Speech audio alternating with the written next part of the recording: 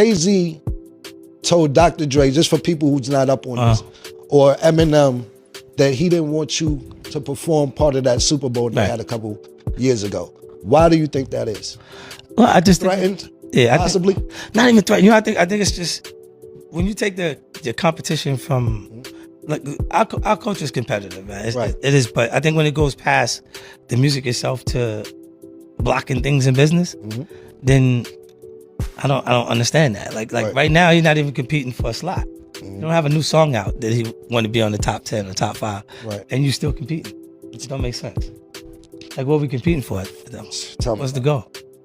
Like this even like a lot of the even a lot of the competitive stuff, or we would call it beef, right? And it changed. That terminology changed when it's Biggie and Tupac, because we start saying it when it's Biggie and Tupac, because we start saying the things that people would say that cause beef in the environment. When before that they called it babbling in our culture. Right. Because that's what it is until it turns into some street shit. So when you're not competing for those things anymore, and you start looking and you're going, so what was the problem? You can't exactly remember what the problem was. That's what I went through with Joe.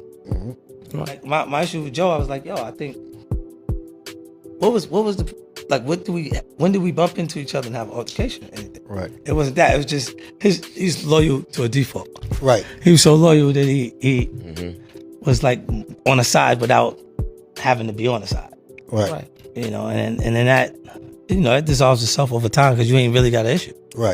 You know? Absolutely. Talk to me real quick before we get. And what didn't hurt my issue. You know what I'm saying? And I'm like, great, just stay, you know, like to keep the distance away from me, because I didn't want to be involved with anybody that wasn't comfortable with me, because I was going to do what I'm going to do anyway. And then, man, what ended up happening, like that, at that point, it felt like he called me because he wanted to know exactly what was going on.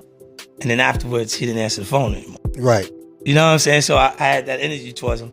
And then he was saying something about, I think, you know, he's in Jay's camp so much that usually Dame even said it. He said he's talking for him.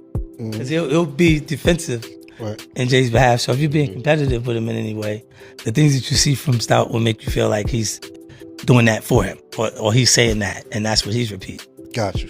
And then that's where that came from. He act like it was never night. When I spoke to the nigga, I said, listen, man, I see some shit in Madison Square Garden. Yeah, it was gone. The nigga even looked like